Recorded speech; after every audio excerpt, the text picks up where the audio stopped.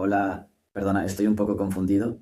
Estoy muy feliz de verte en el canal y tú suscríbete, dale like y no olvides escribir comentario, que disfrutes del video. No lloré en el funeral, no porque no estuviera de luto, sino porque sentí una especie de entumecimiento que se apoderó de mí como el cemento desde el instante en que recibí la llamada, ese entumecimiento que te mantiene la cara quieta y las manos firmes incluso cuando el corazón se te parte bajo las costillas. Mi padre, Raymond Walker, se había ido, así como así, un hombre que había dedicado toda su vida a construir algo con sudor, determinación y una disciplina implacable, nos lo arrebató un infarto tan rápido que ni siquiera le dio tiempo a despedirse. En un momento estaba en su oficina, probablemente escribiendo en un bloc amarillo como siempre, y al siguiente era solo una historia que la gente susurraba en voz baja en la recepción de la iglesia. Hubo guisos y falsas condolencias, tibios abrazos de gente que no había visto en años y un sinfín de clichés que resonaban en mis oídos mientras estaba de pie cerca del ataúd, con mi madre Janine rondando cerca con los ojos enrojecidos y esa mirada frágil de una mujer que había olvidado cómo existir sin la estructura de su marido que lo mantenía todo en su lugar. Mi hermano Derek, por supuesto, desempeñó su papel a la perfección, el hijo obediente, el que todos decían que lo manejaba todo con gracia, estrechando manos y ofreciendo cajas de pañuelos con una cara compasiva que yo sabía muy bien que era solo una máscara para calcular. Me aparté y lo observé moverse por la sala como un político, y sentí algo agitarse en mis entrañas, no pena, todavía no, sino algo más frío y mucho más peligroso. No fue hasta una semana después, cuando nos reunimos en el despacho del abogado para la lectura del testamento, que la verdadera fractura empezó a revelarse. Nunca esperé riquezas ni grandeza, solo algo, una parte del legado de mi padre, un reconocimiento de que lo había apoyado, trabajado a su lado, amado a mi manera discreta, incluso cuando él no siempre sabía cómo demostrárselo. Pasé años siguiéndolo de cerca en el negocio cuando era más joven, aprendiendo el funcionamiento interno de Walker Manufacturing, tomando notas mientras él dictaba hasta altas horas de la noche, haciendo números que no confiaba en que nadie más pudiera tocar. No quería tomar las riendas de la empresa, pero pensé que, al menos, me había dejado algo más que un simple sentimiento. Pero cuando el abogado empezó a hablar, sentí un nudo en el estómago. El patrimonio, según los documentos, había sido reestructurado. La casa, las acciones de la empresa, incluso las cuentas de ahorros, todo había sido transferido a Derek bajo un fideicomiso de activos revisado, firmado apenas 2 meses antes de la muerte de nuestro padre. Observé los papeles en silencio mientras mi madre estaba sentada a mi lado, con las manos cruzadas sobre el regazo y la mirada fija en el suelo, como si no pudiera soportar la idea de mirarme. Derek ni siquiera fingió sorpresa. Se recostó en su silla, con los brazos cruzados, y me dedicó una sonrisa que me llenó de sangre. No te lo tomes como algo personal, Claire, dijo con la voz empalagosa y falsamente preocupada. Papá probablemente pensó que ya no te interesaba el negocio. Tienes tus propias cosas, ¿verdad? Enseñar o escribir, o lo que sea que hagas. Luego, se inclinó lo suficiente para que su voz se convirtiera en ese susurro petulante que había oído tantas veces en las discusiones de la infancia. Además, nunca estuviste hecha para esto. Eres demasiado débil para luchar en este mundo. No respondí. No grité. No discutí. No salí hecha una furia ni monté en cólera como probablemente esperaba. Me quedé allí sentada, completamente quieta, dejando que el calor me ardiese en el pecho mientras doblaba con cuidado los papeles y los deslizaba de vuelta sobre la mesa. Creyó que había ganado. Creyó que simplemente desaparecería en silencio, que tal vez lloraría en el coche, que tal vez despotricaría con un amigo con una copa de vino barato, pero que al final me desvanecería como siempre. Lo que él no sabía, lo que ninguno de ellos sabía, era que mi silencio no era sumisión. Era estrategia. Regresé a casa esa noche, la misma casa donde crecí, ahora técnicamente suya en el papel, pero aún guardaba fragmentos de mi padre que no se podían borrar con una firma. Mi madre estaba allí, moviéndose lentamente por la sala como un fantasma, sin decir mucho, sin mirarme a los ojos. No la presioné. No le pregunté por qué había permitido que esto pasara, porque se quedaba de brazos cruzados viendo a Derek reclamarlo todo como si se lo hubiera ganado con algo más que unas palabras presumidas y una exagerada sensación de derecho. Simplemente subí al estudio de mi padre, la única habitación que a Derek nunca le gustó, nunca respetó, nunca entendió. La habitación olía a cuero viejo y tinta, un aroma que se le pegaba a mi padre como una segunda piel. Recorrí la estantería con los dedos, el borde del escritorio, hasta que algo me llamó la atención, una caja de madera escondida bajo una pila de revistas y planos. Estaba cerrada con llave, pero la llave seguía en el cajón de abajo, justo donde recordaba que la guardaba. Dentro había documentos, algunos viejos, otros nuevos, pero una carpeta destacaba, más gruesa, con mi nombre escrito a mano. El corazón me latía con fuerza al sacarla y abrirla lentamente, con las manos ligeramente temblorosas. Y lo que vi dentro me hizo sentarme tan fuerte que la silla crujió debajo de mí. Porque lo que guardaba no eran solo cartas sentimentales o recuerdos olvidados. Era algo sin sentido, algo legal, algo financiero, algo que planteaba más preguntas que respuestas. Y supe en ese momento que esto no había terminado. Ni siquiera cerca. De lo que nadie quiere hablar en familias como la mía es de cuánto del éxito de un hombre depende de las manos que nadie ve. A la gente le gusta glorificar a la figura principal, el patriarca, el visionario, el hombre que construyó un imperio con solo sus 2 manos y una mente brillante. Y sí, mi padre fue ese hombre en muchos sentidos. Raymond Walker construyó Walker Manufacturing desde un pequeño garaje con 2 empleados y un juego de herramientas para cortar acero que apenas funcionaban la mitad del tiempo. Se esforzó, negoció, trabajó hasta que le crujieron los nudillos y le dolió la espalda, y creó algo sólido de la nada. Pero detrás de cada noche y madrugada, detrás de cada trato firmado y cada cliente ganado, había otras personas moviendo las ruedas, personas como yo. Empecé a trabajar en la empresa a los 19 años, justo después de mi primer año de universidad, porque quería entender qué lo motivaba. No me interesaban los legados ni los derechos, solo quería estar cerca de él, aprender algo real y tangible en un mundo cada vez más lleno de ruido y disparates. Mientras Derek estudiaba una carrera de negocios que nunca terminó y se divertía a costa de su padre, yo estaba en la oficina aprendiendo a gestionar las cuentas de los proveedores, ayudando a desarrollar nuevos modelos de precios e incluso rediseñando el sistema de admisión de clientes para optimizar el flujo de trabajo. No era solo una sombra tras la mesa, estaba aportando de verdad, y todos los que trabajaban allí en aquel momento lo sabían. Recuerdo estar sentado en la oficina de papá una noche, hojeando hojas de presupuesto mientras él dictaba notas para el informe trimestral. A veces se detenía, me echaba un vistazo y me pedía mi opinión. No con condescendencia, ni solo para complacerme, sino porque de verdad quería saber qué pensaba.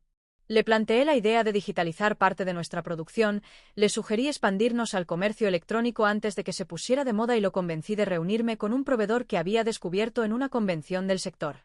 Esa reunión se convirtió en un contrato de 6 años que le ahorró a la empresa miles de dólares en gastos generales. Pero no encontrarán mi nombre en ninguno de esos registros. No lo verán en las placas ni en la pared de la sala de juntas. Porque Derek se aseguró de reescribir la historia en cuanto se ganó la confianza de papá. Volvió a escena como un salvador, así lo describía siempre mi madre. Dijo que por fin estaba listo para tomarse el negocio en serio, listo para dejar huella. Pero lo único que hizo fue ir sacándome con falsa cortesía y sonrisas forzadas, poco a poco, hasta que me encontré trabajando como consultor desde casa y finalmente lo dejé por completo. Sin grandes enfrentamientos. Sin despidos formales. Solo la lenta desaparición de una presencia que siempre consideró inoportuna. Y lo dejé pasar, porque estaba cansada y porque mi padre no se opuso. Probablemente pensó que estaba manteniendo la paz. No se dio cuenta de que le estaba entregando todo a un hombre que nunca había movido un dedo cuando realmente importaba. Sin embargo, después de encontrar esa carpeta en el estudio, algo en mi interior hizo clic. Había copias de viejos documentos de la sociedad, memorandos internos y algo que se parecía mucho a los documentos preliminares de la copropiedad. Mi padre había estado planeando algo, eso estaba claro. Pero estaba inacabado, sin firmar, desparramado como un rompecabezas tirado al suelo. No era una prueba. Todavía no, pero era suficiente para plantear preguntas. Preguntas que Derek, claramente, esperaba que nadie se hiciera. Así que comencé a preguntarles. Contacté con Carl Whitman, uno de los clientes más antiguos de mi padre, un hombre sensato que solía enviarme notas de agradecimiento escritas a mano después de cada proyecto.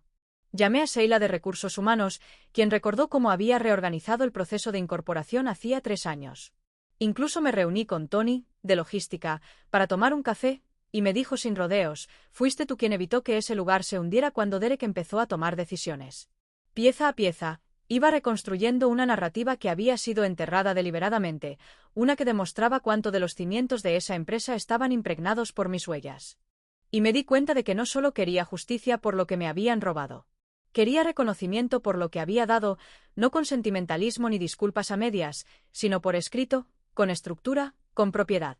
El verdadero punto de inflexión llegó cuando localicé al antiguo contable de mi padre, un hombre llamado Leonard Dale, que se había jubilado 2 años antes, pero aún conservaba registros meticulosos y, lo más importante, una profunda lealtad a la integridad. Conduje 2 horas hasta su cabaña junto al lago, me senté en su porche con un café y le conté todo. Me escuchó sin interrumpirme, solo asintiendo de vez en cuando, y entrecerró los ojos cuando le conté cómo Derek se había hecho cargo de todo tras la muerte de mi padre. Cuando terminé, se levantó, entró y regresó con una gruesa carpeta llena de registros financieros, notas legales y correspondencia que databa de casi una década atrás. «¿Vas a querer ver esto?», dijo entregándomelo. Y lo hice. No abrí la carpeta de inmediato, no porque no estuviera desesperada por ver qué contenía, sino porque algo dentro de mí necesitaba un momento de respiro antes de abrirla y confirmar lo que ya sospechaba en lo más profundo de mí. Estuvo en el asiento del copiloto de mi coche durante todo el trayecto a casa, pesada y amenazante como un animal dormido que no estaba lista para despertar. La miré más veces de las que podía contar, con los dedos crispados contra el volante, la mente dándole vueltas a todo lo que Leonard había dicho y a todo lo que no. Había un peso en esa carpeta más allá del papel que contenía. Contenía años de verdades sepultadas, de promesas hechas a puerta cerrada, de confianza silenciosa que había sido ignorada, manipulada y desechada por personas que asumieron que nunca me atrevería a levantarme. Cuando por fin me senté a la mesa de la cocina esa noche, con el sol ya oculto tras los árboles y proyectando largas sombras anaranjadas sobre el suelo, abrí la tapa con una especie de reverencia, casi como si estuviera abriendo algo sagrado. Las primeras páginas me resultaron familiares: viejos registros bancarios, contratos con proveedores, declaraciones de impuestos que pintaban un panorama del crecimiento constante de la empresa. Pero entonces, a mitad de la página, sujetado con un clip y marcado con una pestaña roja brillante, había algo que no esperaba encontrar con tanta claridad.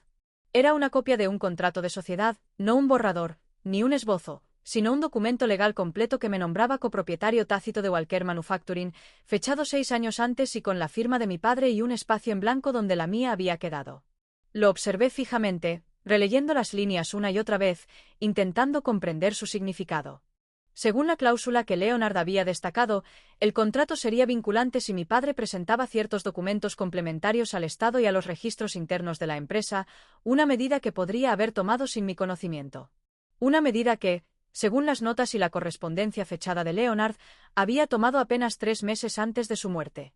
Allí estaba, clarísimo, una carta del abogado de mi padre confirmando que se habían presentado y aceptado los documentos requeridos.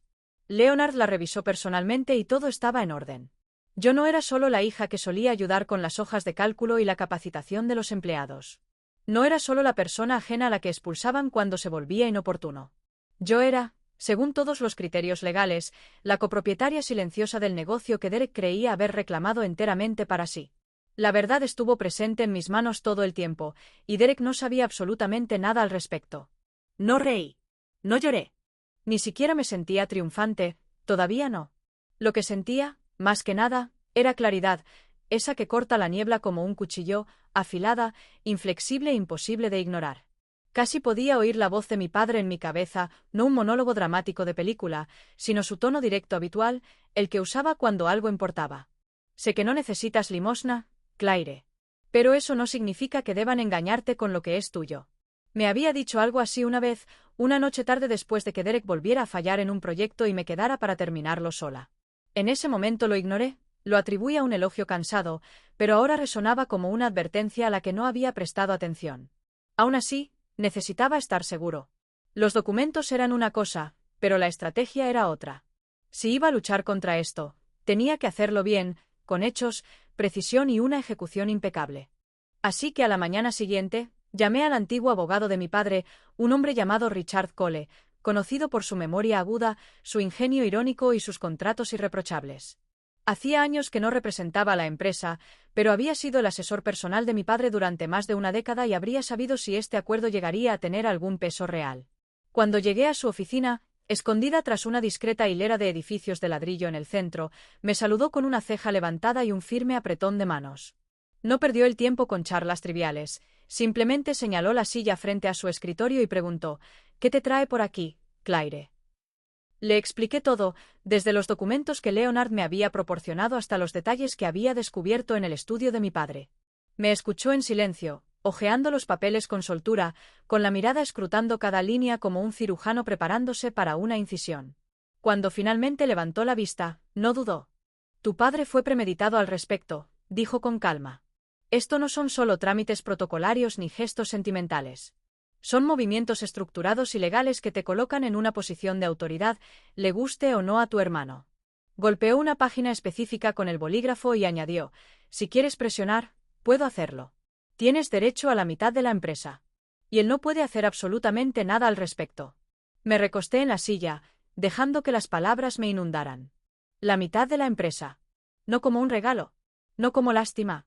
Como una participación justa, ganada, documentada, legal. Y de repente, el juego cambió. Todo este tiempo, Derek pensó que había ganado porque no me había enfadado, porque me había marchado en silencio mientras él se alimentaba el ego con un legado robado y elogios inmerecidos. Pero no me había marchado, simplemente había estado esperando, calculando, esperando el momento oportuno para recuperarlo todo. Y ahora, ese momento estaba más cerca que nunca. Siempre he creído que hay algo extrañamente poderoso en silenciar la ira, en sonreír a pesar del insulto y mantener la compostura mientras cada célula de tu cuerpo grita para vengarse.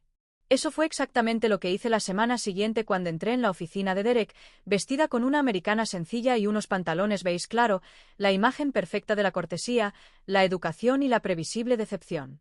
Ni siquiera se levantó cuando entré, simplemente se recostó en su silla como un rey recostado en un trono construido sobre ilusiones superficiales y una arrogancia heredada. Tuve que contener las ganas de reírme porque parecía tan seguro de sí mismo, tan presumido, tan seguro de que ya había ganado y yo era solo otra molestia a la que había que acariciar la cabeza y echar. Claire, dijo, con esa sonrisa hueca que siempre me había irritado más que cualquier insulto directo. No esperaba volver a verte tan pronto. ¿Todo bien? Su tono estaba impregnado de falsa preocupación, la que usa la gente cuando sabe perfectamente que te ha hecho daño y espera que vengas a buscar migajas. Sonreí, aunque quería borrarle esa mirada de la cara, y me senté frente a él como si nos estuviéramos poniendo al día como viejos amigos. Solo quería hablar, dije simplemente, con voz serena y tranquila, como si estuviera allí para cerrar el asunto, no para vengarme. He estado pensando en cosas, en cómo ha resultado todo.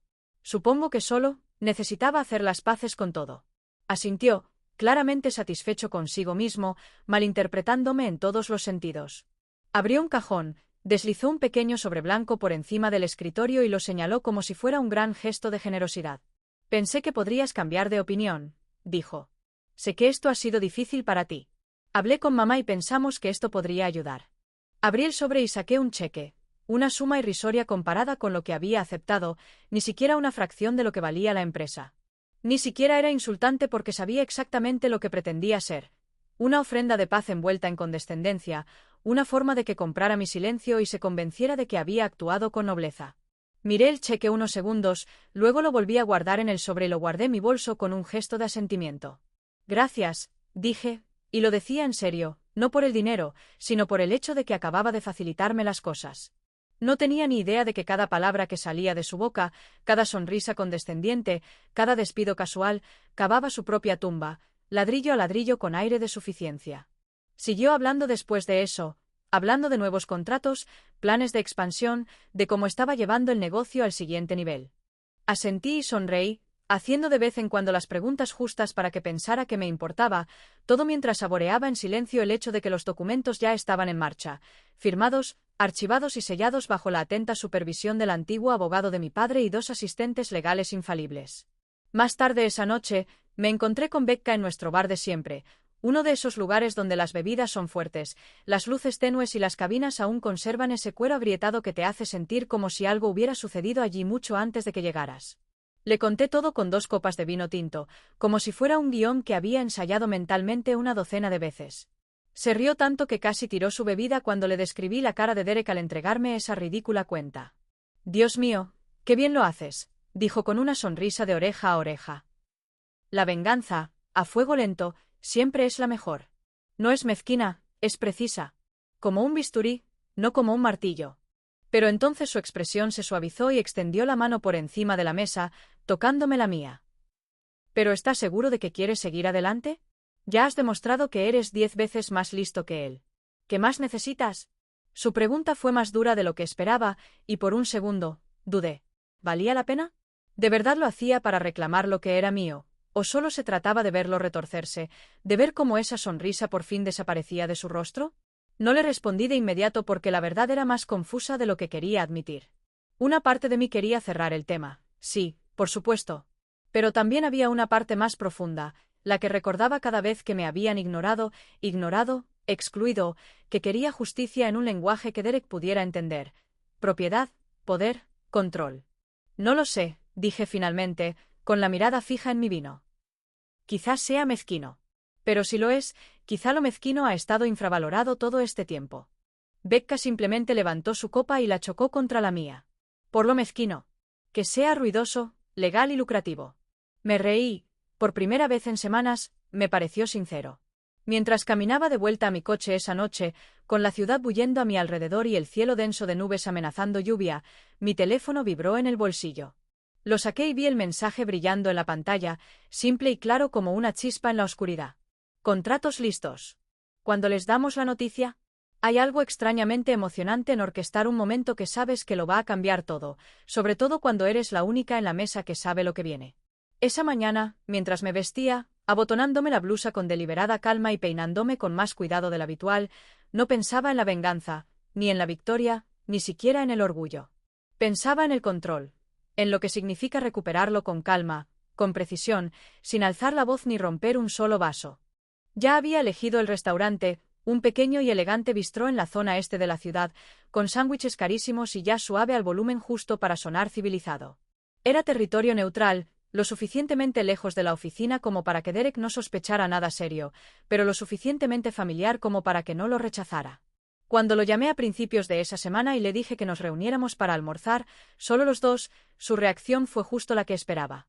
Una breve pausa, seguida de una risita petulante y un tono de condescendencia cuidadosamente disimulado, envuelto en falsa preocupación. «Claro, Claire», dijo. «Me alegra que sigas adelante. Vamos a aclarar las cosas». No tenía ni idea de qué clase de aire estaba a punto de respirar, ni idea de que la mujer a la que todavía consideraba débil, frágil, fácil de ignorar, estaba a punto de poner patas arriba su imperio cuidadosamente robado. Llegué temprano y ocupé la mesa cerca de la ventana, la que recibía la luz suficiente para sentirse bien, pero sin estar demasiado expuesta. Pedí agua y me senté allí tranquilamente, observando a la gente pasar por la acera, preguntándome cuántos de ellos se habían sentado alguna vez frente a alguien a quien amaban y planeado su caída con tanta precisión. Cuando Derek entró, con uno de sus trajes de sastrería escandalosa y esa sonrisa ensayada, casi admiré su compromiso con la actuación. Parecía tan cómodo en su ilusión, tan seguro de su poder, que casi me pareció cruel quitárselo. «Casi. Claire», dijo al sentarse, aflojándose la corbata lo justo para indicar que estaba relajado, en control, ajeno a lo que yo pudiera decir. «Te ves bien. Espero que esto signifique que por fin lo estamos dejando todo atrás». Sonreí con dulzura, asentí y lo dejé hablar. Se lanzó a un monólogo sobre la expansión del negocio, los nuevos acuerdos, cómo la empresa por fin estaba cogiendo ritmo, todo mientras fingía que yo era solo una nota a pie de página en una historia que ya había escrito. Escuché, di un sorbo de agua, asentí en los momentos oportunos y no dije ni una palabra sobre lo que venía después. Exactamente 20 minutos después, justo a tiempo, una figura se acercó a nuestra mesa, tranquila y serena, con un fino maletín de cuero en la mano y una expresión de educada neutralidad. Derek levantó la vista, confundido por un segundo, y luego irritado al reconocer al señor Cole, el antiguo abogado de mi padre, ahora oficialmente el mío. «Richard», dijo Derek, con la voz entrecortada por la sorpresa. «¿Qué demonios haces aquí?» El señor Cole no se molestó en charlar. Sacó una carpeta, la abrió con precisión quirúrgica y colocó una pila de documentos justo delante de Derek. «Estoy aquí en nombre de Claire», dijo simplemente. «Has sido notificado». Derek rió, breve y torpemente, como si fuera una broma, una travesura mía para demostrar algo insignificante. Pero en cuanto bajó la vista hacia los papeles, su risa se apagó. Recorrió con la mirada las primeras líneas, luego la página siguiente, y vi cómo su rostro perdía toda su arrogancia fingida. Le temblaban ligeramente los dedos mientras hojeaba los documentos, y la comprensión lo invadió como un torrente de frío. Entonces me miró, no con diversión ni con lástima, sino con algo peligrosamente cercano al pánico. Esto no puede estar bien», dijo, con la voz ligeramente quebrada al mirar al señor Cole. Esto es un error. Esto tiene que ser un error». El señor Cole mantuvo la compostura, con voz firme y firme. «No es un error. Su padre presentó la documentación necesaria antes de morir. Claire es copropietaria legal de Walker Manufacturing y tiene derecho al 50% de los activos, las operaciones y la autoridad para tomar decisiones. La documentación se ha presentado ante el Estado y el registro mercantil. Es vinculante. Derek apretó la mandíbula, sus manos temblaban visiblemente. No puedes entrar aquí y llevarte la mitad de todo. Ella no se lo ganó. Yo he dirigido el negocio, lo he convertido en lo que es. Me incliné ligeramente hacia adelante, mirándolo a los ojos con serena claridad. Tienes razón. Lo has estado llevando a la ruina. Lo construí con papá. Tú simplemente lo vestiste con trajes vacíos y lo llamaste tuyo. Pero ahora también es mío, no porque lo permitiste, sino porque no pudiste detenerlo. Se quedó allí sentado, atónito y en silencio, durante varios segundos, parpadeando como si intentara despertar de una pesadilla. Luego apartó los papeles con violencia. Su silla chirrió ruidosamente contra el suelo. «Te arrepentirás de esto, Claire», dijo en voz baja y amarga, cada palabra impregnada de veneno. «No perteneces a mi mundo». Sonreí de nuevo, más suave esta vez, como si sus palabras no me quemaran, porque no lo hacían. Rebotaron en la armadura que me había pasado la vida construyendo. «Quizás no», dije, cogiendo mi bolso y levantándome lentamente. «Pero olvidaste algo, Derek. Ya no es tu mundo». Me di la vuelta y me alejé antes de que pudiera responder. Mis tacones resonaban suavemente sobre las baldosas y el sonido de una victoria silenciosa resonaba detrás de mí. Había algo extrañamente surrealista en volver a cruzar esas puertas de cristal, no como una forastera ni una figura olvidada del pasado, sino como una mujer con título, poder y un lugar, no porque alguien me lo diera por lástima, no porque rogara o implorara reconocimiento, sino porque reclamé lo que siempre había sido mío. El vestíbulo no había cambiado mucho. El mismo suelo de mármol frío bajo mis pies, el mismo zumbido de impresoras y voces bajas flotando en el aire, el mismo mostrador de recepción donde una vez me senté a contestar el teléfono y a archivar contratos mientras Derek se pavoneaba fingiendo ser el genio detrás de todo. Pero esta vez, cada paso resonaba con un peso diferente, no la pesadez de ser ignorada, sino la silenciosa fuerza de pertenecer a mi manera. No entré con fanfarria ni séquito, no di un discurso ni exigí atención. Simplemente caminé por el lugar como si tuviera todo el derecho a hacerlo, porque lo tenía. Y al pasar por recepción, Sandra, que llevaba más tiempo en la empresa que cualquiera de nosotras, me miró y sonrió, con la cara iluminada de una forma que me pilló completamente desprevenida. «Claire», dijo con cariño, poniéndose de pie para saludarme, «me alegra verte de nuevo». Le devolví la sonrisa, esta vez sincera, y asentí. «Me alegra estar de vuelta». La noticia se había corrido rápidamente después de que se archivaron los documentos, no necesité anunciar mi presencia ni explicar mi puesto. Todos ya lo sabían. Y, sin embargo, lo que más me sorprendió no fue el reconocimiento de mi título, sino la forma en que la gente respondió a mi presencia, no con escepticismo ni incomodidad, sino con una especie de respeto discreto que había estado ausente todos esos años atrás, cuando yo era solo la chica detrás de las hojas de cálculo y las carpetas de proyectos. Jerry, de contabilidad, se acercó a estrecharme la mano y me preguntó si recordaba el antiguo sistema de integración de proveedores que habíamos construido juntos. Mercy, de compras, me dio un abrazo rápido en el pasillo y susurró. Se tardaron bastante. Fue más que amabilidad. Fue validación, no ruidosa, no performativa, solo un reconocimiento honesto de que tal vez me habían visto todo el tiempo, incluso cuando mi propia familia no. No entré en la antigua oficina de mi padre. Aún no estaba lista. En cambio, me senté en la sala de conferencias de la esquina con mi café y miré por la ventana, viendo pasar los coches y cambiar las nubes. Para mí, ya no se trataba de control, ni siquiera de venganza. Se trataba de dignidad, de restaurar un equilibrio que nunca debió haberse alterado tan violentamente. No quería restregárselo en la cara a Derek, no quería burlarme de él, ni regodearme ni disfrutar de su incomodidad, aunque mentiría si dijera que no me satisfacía profundamente ver esa arrogante seguridad borrada de su expresión. Mi madre llamó esa tarde, con voz suave y vacilante, como siempre cuando intentaba disimular el daño sin reconocerlo. «Claire», dijo, «solo quería decirte que espero que estés bien. Derek lo está pasando mal con todo esto. No pretendía hacerte daño, ¿sabes?» Me quedé en el pasillo, sujetando el teléfono ligeramente contra la oreja, escuchándola hablar como una mujer que avanza de puntillas en una conversación que sabe que no puede ganar. No discutí. No le pregunté por qué nunca me había defendido, porque lo había visto alejarse de mí y se había quedado callada. No mencioné los años de desequilibrio ni las 1000 pequeñas traiciones. Simplemente sonreí, con esa misma sonrisa pequeña e indescifrable que había mostrado en la oficina del abogado, y le dije, «Estoy muy bien, mamá. De verdad». Y yo lo era. Caminé por ese edificio no como una conquistadora, ni como una víctima, sino como alguien que simplemente había decidido que ya no quería que la borraran. No recuperé la empresa para demostrarle nada a Derek ni siquiera a mis padres.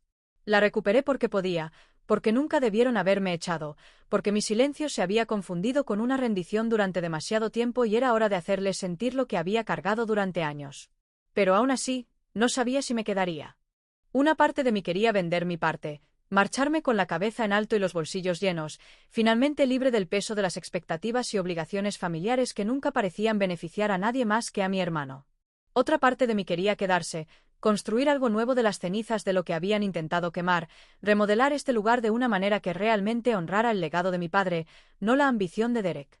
Todavía no tengo la respuesta. Quizás nunca la tenga. Quizás ese sea el punto, que no todas las historias terminan con una resolución clara o un final triunfal. A veces, la victoria está simplemente en retomar la pluma y escribir el maldito final tú mismo. No lo hice para ganar. Lo hice porque estaba cansado de que me borraran. Entonces déjame preguntarte algo. Si estuvieras en mi lugar, si alguien tomara lo que es tuyo y sonriera mientras lo hace, ¿te habrías quedado callado o habrías hecho tu movimiento?